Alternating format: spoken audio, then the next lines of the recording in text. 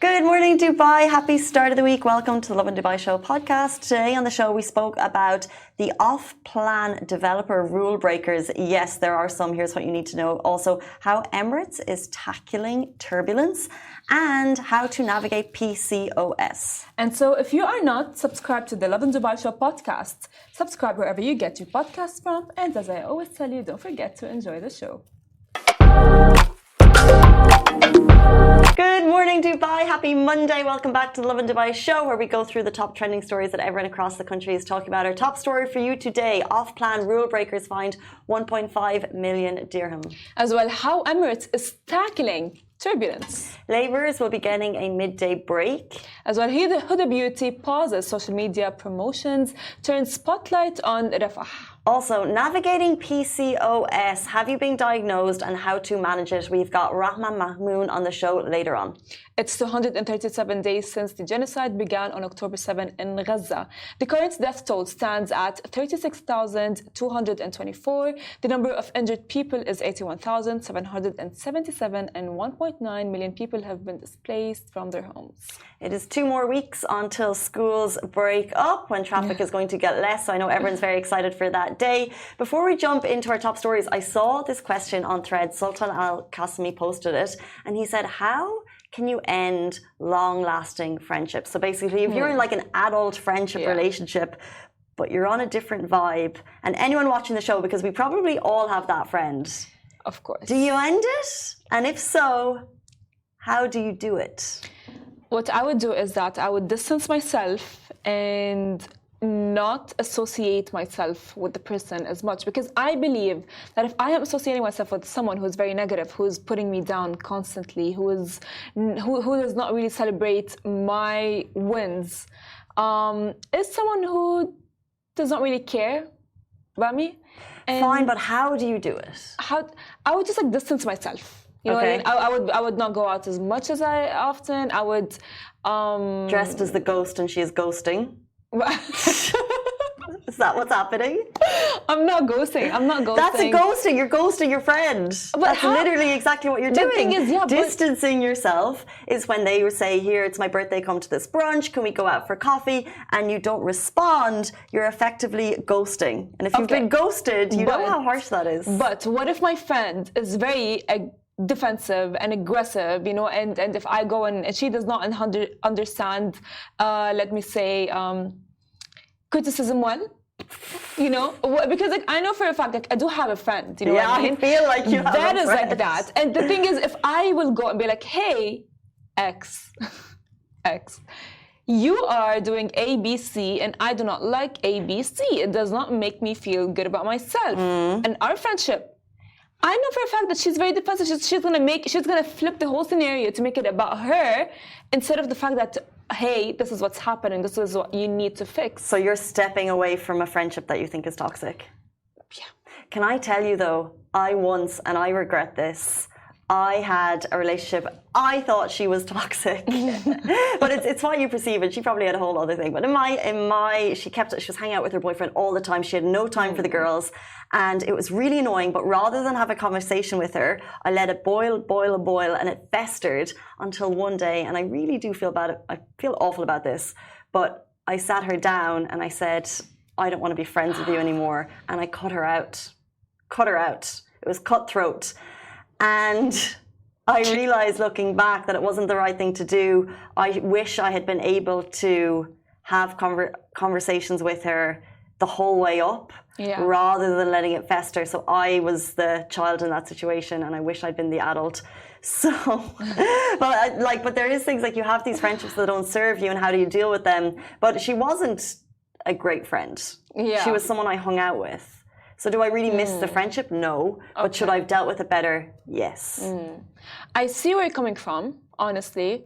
But you know what? How old were you when that happened?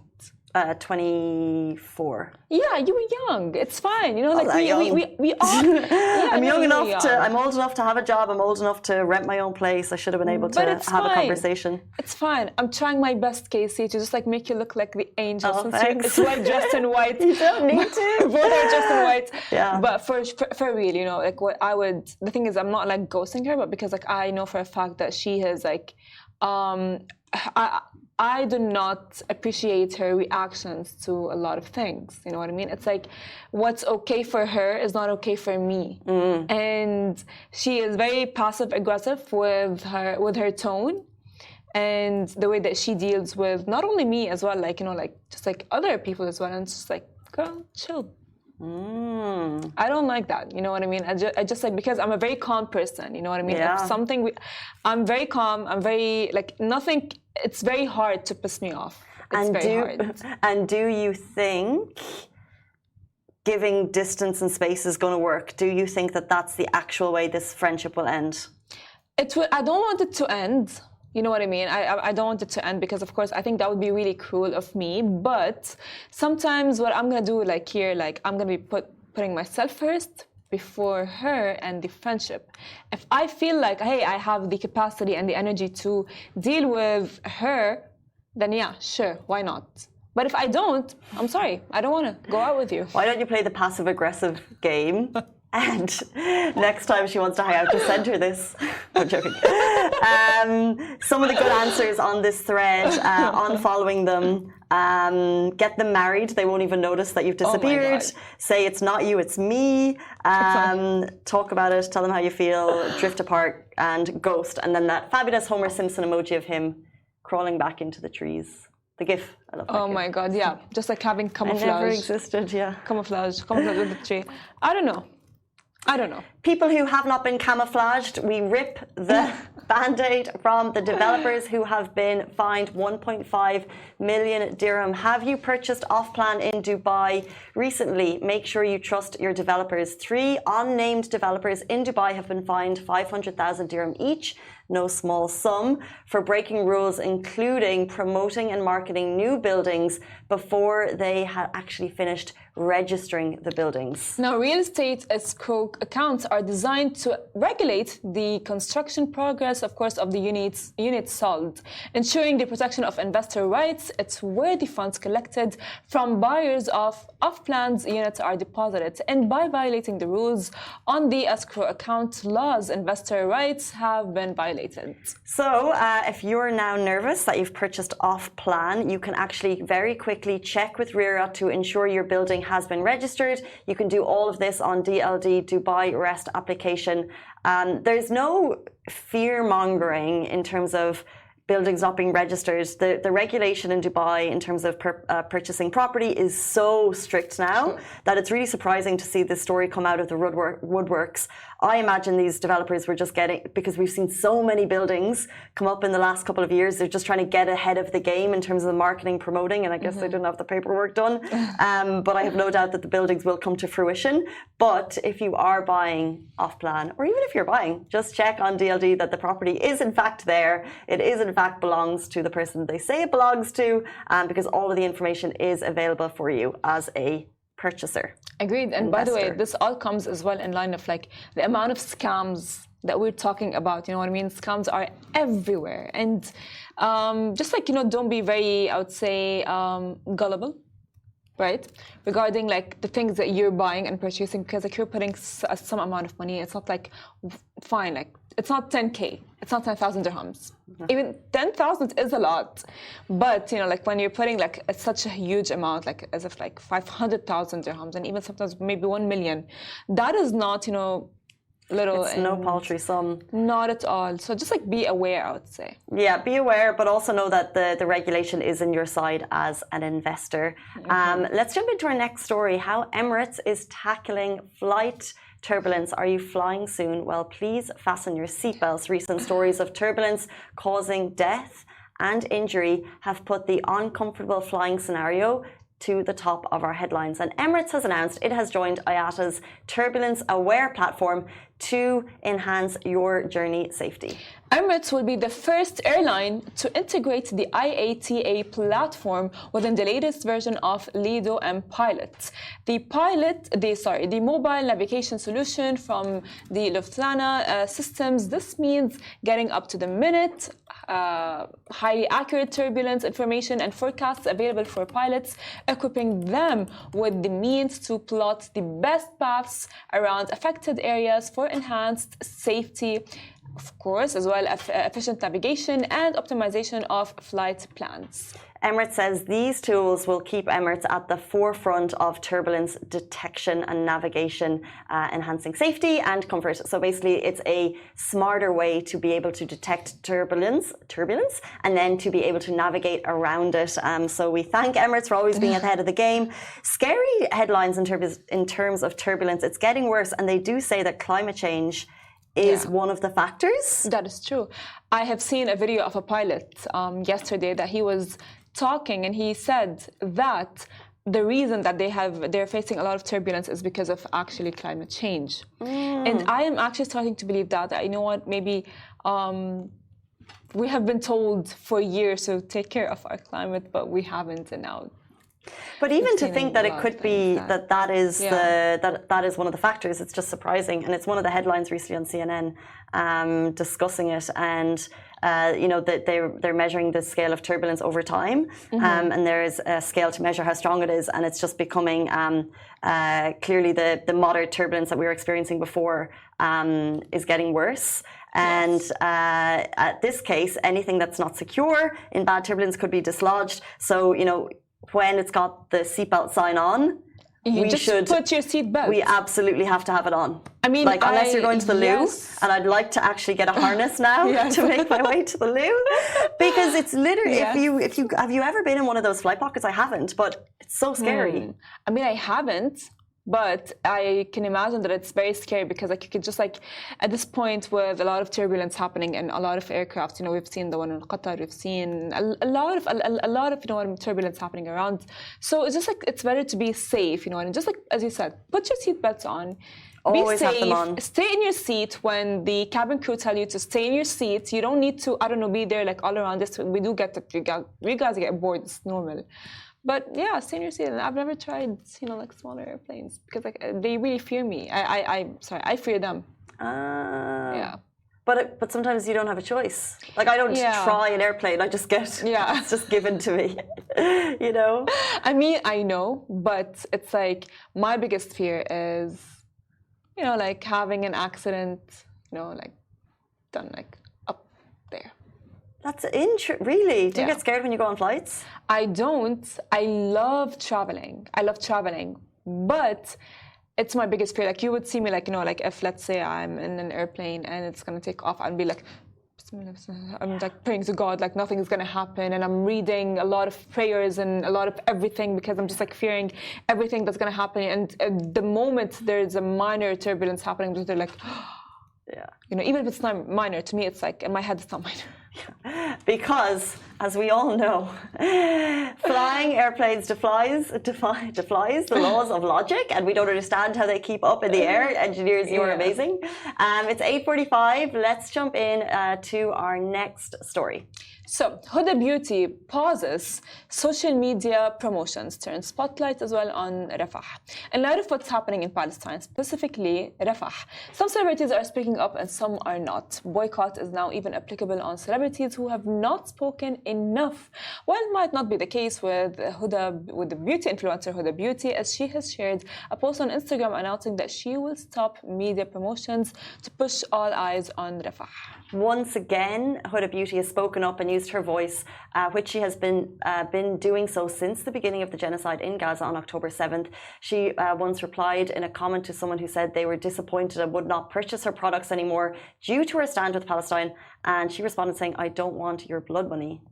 Now, in the post, she said, continuing to post about our upcoming blush filter launch feels unimaginable and irrelevant. I mean, honestly, at this point, I respect her so much because she has, you know, like everyone's posting and everyone is actually talking about what's happening in Palestine and in Rafah on social media. But she is doing more.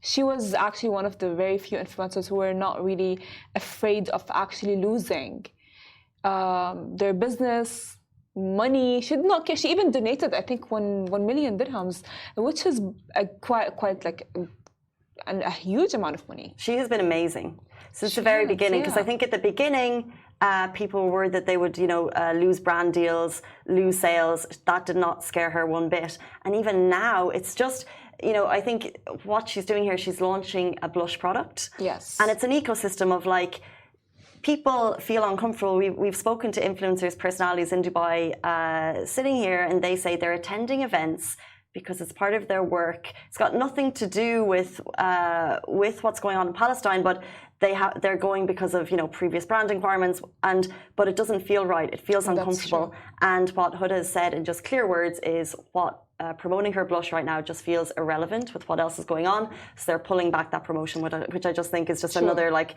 a strong, logical, or just a very human choice to make. That promoting blush is not needed with so much else going on. Exactly. I mean, she recognized that this is not the right time. If she's not going to do it now, does not mean that she's not going to do it later on. Yeah, for sure. She's just like waiting because everyone at this point, what's happening in Rafah and in Palestine is totally heartbreaking.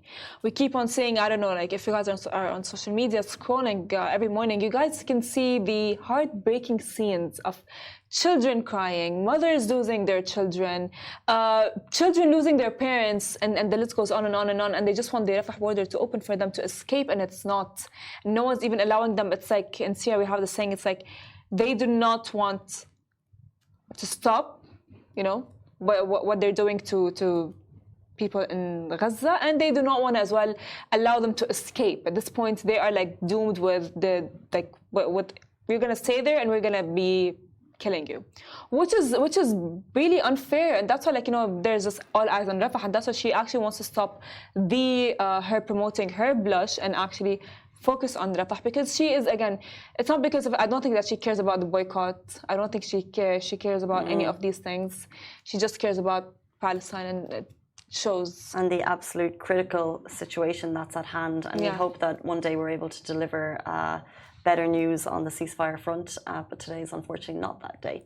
Yes. We're going to jump in. It's 8:49, which means it is time for our guest. It's Monday morning. By the way, everyone is tuning in on Facebook, Instagram, YouTube, Twitter, TikTok. We really appreciate your comments, and if you listen on podcast, please hit that subscribe button.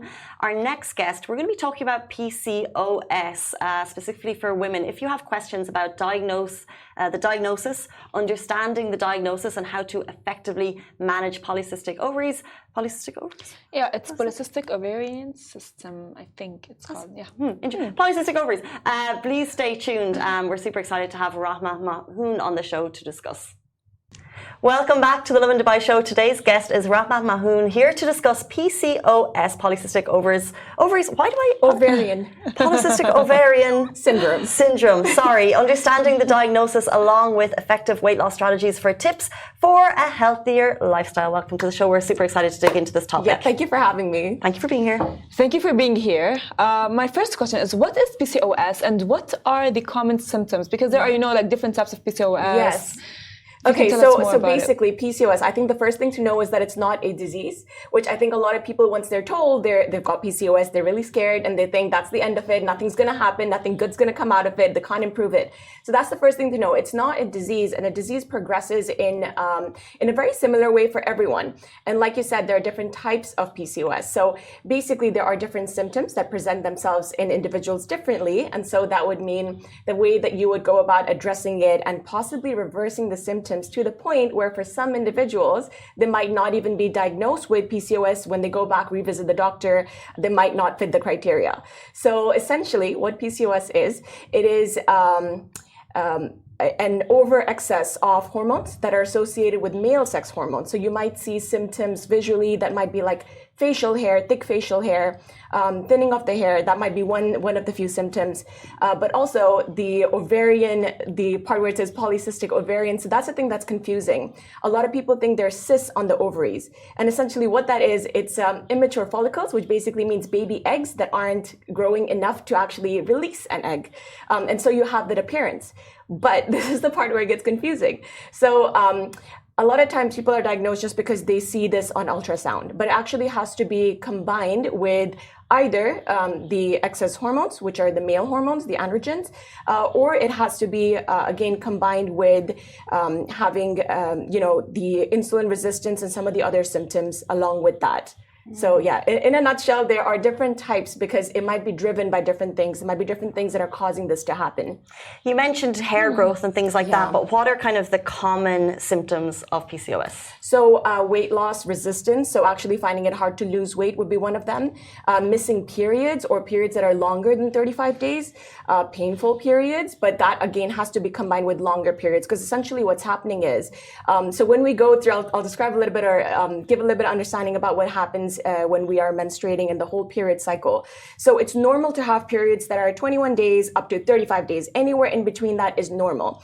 But when your periods are longer than that, essentially what's happening is either your body is struggling to the main event, which is ovulation, releasing that egg for fertility, but we actually need our periods for overall health, whether or not we want to get pregnant. And so the body is struggling to do that. And so, sorry, what was your question? We were talking about the symptoms. So like the comment you mentioned, weight. So the body is struggling to do that. And if overall the hormones are not being balanced, there are going to be many symptoms. One of them is struggling to lose weight. Longer periods, that is a really common symptom.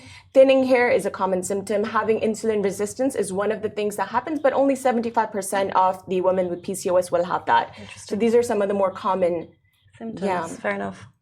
Lately, we've been hearing like a lot of, diagnosed. I've been diagnosed. Yeah, I mean, it's quite common. So the thing is, it's overdiagnosed and underdiagnosed, which is crazy, right? How can something be over and under? So it comes down to the diagnostic criteria. They've still not settled on one, which is, something that everyone agrees on. But what normally clinicians, doctors are using is called the Rotterdam criteria, which means you have to fit into one, like you need to have two of the three symptoms. One of them is the follicles that I was telling you about, the cyst, which is called the cyst, but it's basically just follicles that are not maturing enough.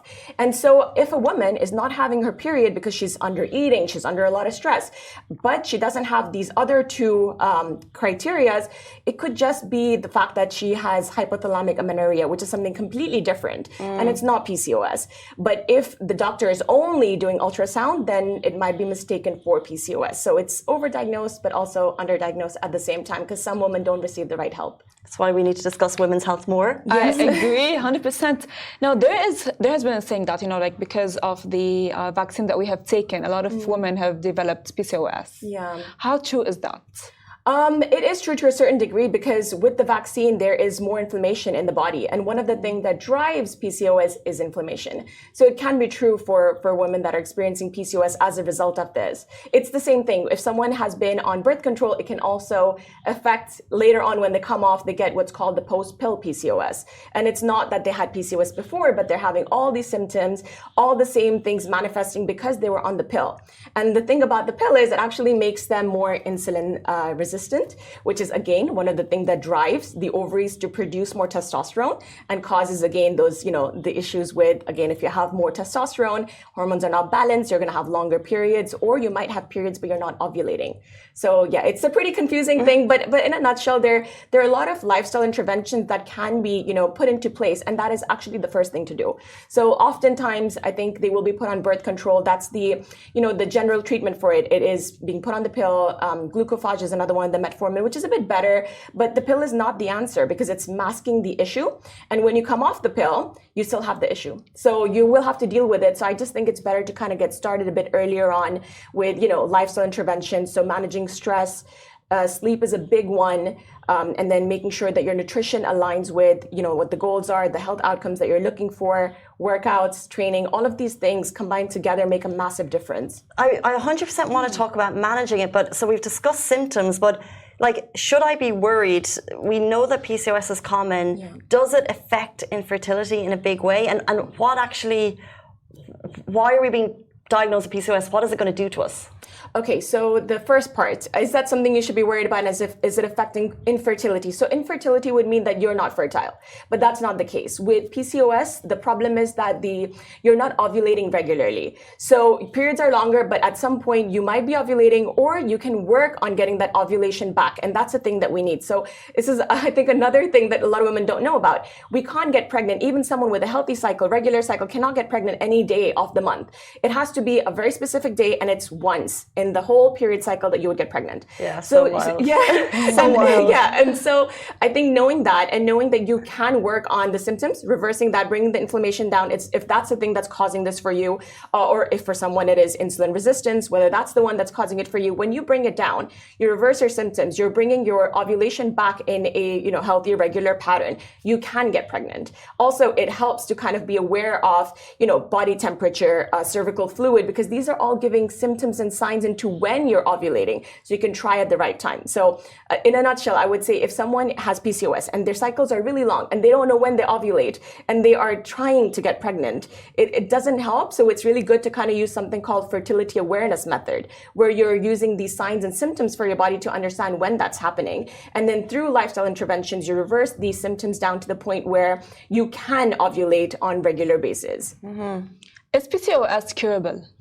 So we cannot say it's curable, because it's like saying a cold is curable. Yeah. So if you manage the symptoms and you bring it down, you essentially don't have PCOS. But again, if you go back to old habits and kind of, stressors that will react in your body in a certain way, then yeah, that will start to manifest itself. But I also want to say it's not just lifestyle. It's also genes. So there are about, I think, 11 genes that have been identified. So it is that we have certain genes that cause PCOS, but at the same time, lifestyle can kind of either suppress these genes from expressing themselves, or it can kind of make it worse. When I was diagnosed with PCOS, the doctor said, she was like, don't drink, don't smoke, eat healthy. And I was like, can you be more specific? And she was like, don't eat chicken wings. No, that's very specific. I was like, I don't eat chicken wings, so that's fine. So I literally put the diagnosis out of my head. It was a couple of years ago, and I haven't really thought too much about it. Yeah. But could you be more... a bit more specific and not take away your chicken wings, not that you eat them. I think the thing is with doctors, so they are trained in a different way, right? So what I do is I'm a nutritionist, I am a personal trainer, and I'm currently studying naturopathic medicine. So I combine all of this with my clients. And the thing is, you need to have this information, this background to be able to give nutritional knowledge. As a doctor, they're not really qualified in nutrition, so they can't give you specifics. I've heard all sorts of things from clients and what they've been told to do. And so in terms of how to kind of manage these symptoms nutritionally, you would have to adopt a diet. So again, firstly, I need to come back a little bit and just talk about the main drivers. So there are 4 drivers, right? It could be you've come off a pill and now you've got PCOS because of, what the pill has kind of done internally, the reactions. And then it could be the insulin resistance. It could be something called that's driven by adrenal. So like a lot of stress in the body, and inflammation, which, some women that may have an autoimmune condition where the body is attacking the healthy tissues, an overreactive immune system. So you have to identify which one it is.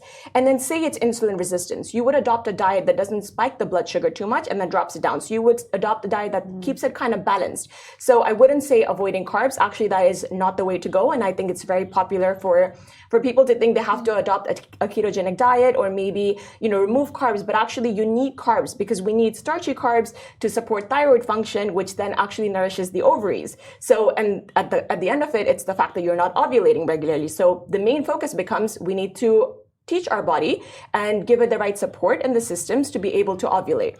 And so nutritionally, you don't want to be under eating. As much as the doctors will initially say you need to lose fat, the way I think about it is support the systems of the body. And then your body will react in a more positive way, in a more susceptible way to, okay, you know what, now I don't really need to hold on to so much fat because that's my protection. I don't need to hold on to it. I can let it go because I've got food coming in. So eat enough. Eat carbs, whatever you can tolerate, and the right kind of carbs. So starchy carbs, fibrous carbs, protein. You kind of want to start your day off with protein because, again, this is one of the things that helps balance the blood sugar. But at the same time, it supports hormones.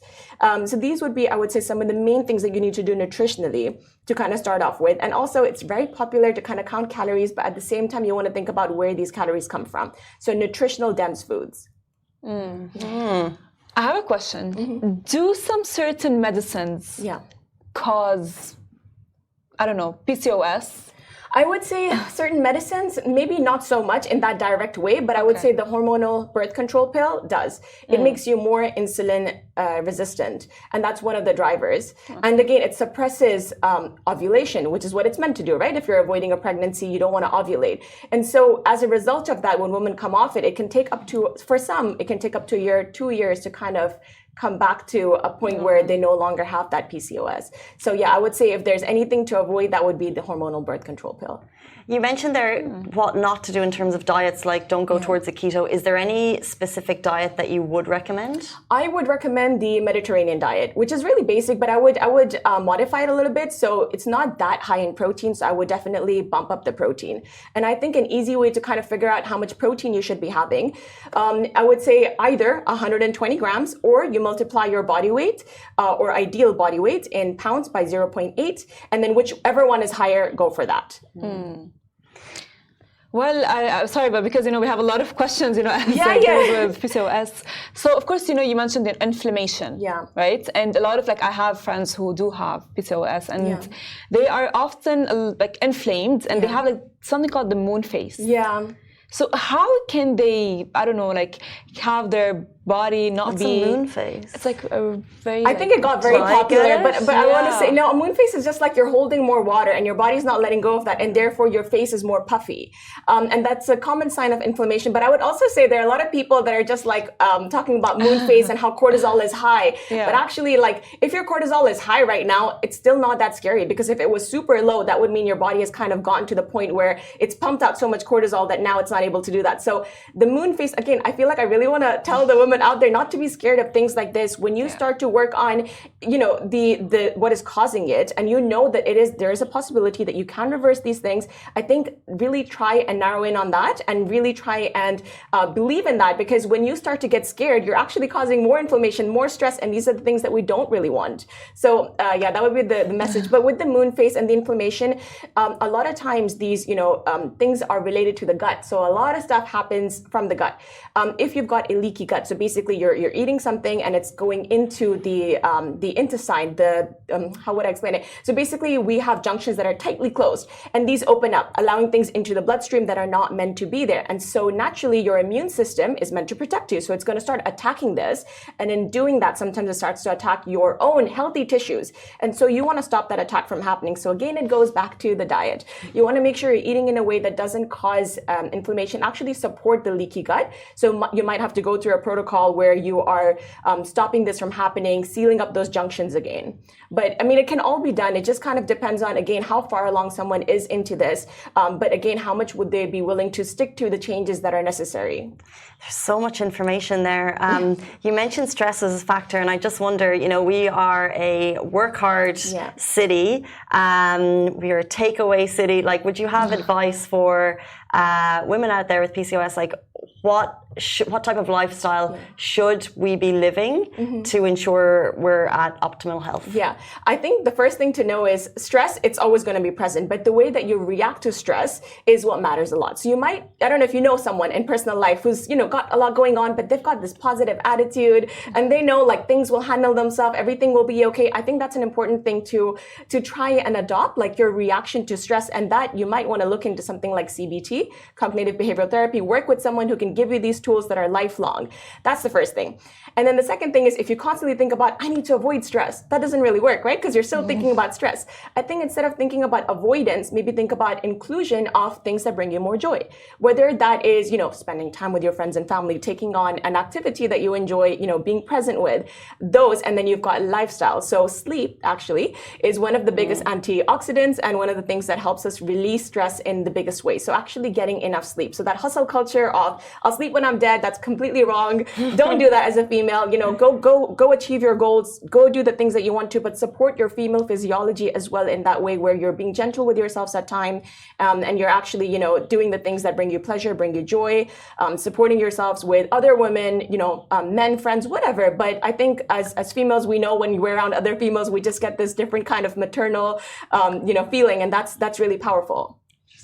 So I have seen, of course, I'm sorry, I'm going to be bringing up TikTok, Casey, but I've seen on TikTok like supplements like inositol, berberine, and all these things that are actually apparently they do help with PCOS. Is it true? Yes. So I would say some of the best supplements that can assist in PCOS is inositol because it nourishes the ovaries. So again, we're trying to support that ovulation. Then berberine, it's really powerful. In fact, in a lot of studies, it has shown to be even better than metformin. So it brings down blood sugar. At the same time, it is antimicrobial, so it helps kill off some of the bad bacteria. But I would say if someone is going to go and work with supplements, because there's so many out there, I really would say work with someone, because the problem with using berberine long-term, like because it has that antimicrobial effect, it can actually also long-term in high doses kill off some of the good bacteria, which we actually need because we need it for digestion. So bacteria actually helps us digest some of the fibers that our body cannot produce enzymes for. So we need bacteria for many things. And so in using these things, I think it's useful to work with someone. But if you were going to work, not with anyone, you kind of wanted to take things in your own hand, I think magnesium is really, really helpful. It's a mineral, and a lot of people are deficient in this. So starting off with magnesium, I think my favorite type would be the bisglycinate. That would be my favorite one to use. Bisglycinate? Yeah, it's basically or glycinate. Glycinate or bisglycinate. So basically it is bounded with a type of amino acid called glycine, which makes it more absorbable, easy for the body to use. A wealth of knowledge this morning, that is for sure. If anyone, I think we have to speak to professionals on this. I think it's better than to take anything into our own hands. So if anyone wants to reach out to you, how can they find you? So they can find me on my Instagram. It's called Rahma Mahon, which is my name. And my website is under maintenance at the minute, but once it's ready, it's coached by Rahma.